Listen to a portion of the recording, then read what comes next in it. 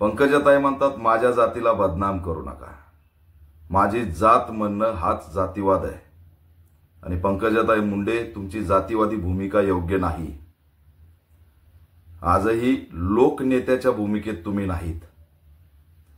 4 पोरं म्हणता. 10-12 लोकांनी कट करून संतोष देशमुखला मारला आणि तुम्ही त्याला 4 पोरं मानता. हरामखोरं तुम्हाला पोरं वाटतात.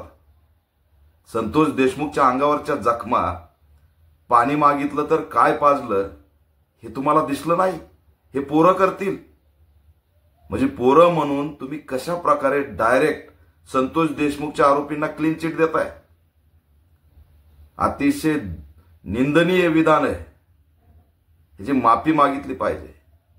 कधीतरी 1500 पानाची चार्जशीट मागून ती जरा बघा काय काय केलंय संतोष देशमुख सोबत. तुम्ही लोकनेत्याच्या भूमिकेत नाहीत तर जात नेत्याच्या भूमिकेत आहेत. हे निंदनीय आणि दुर्दैवी आहे.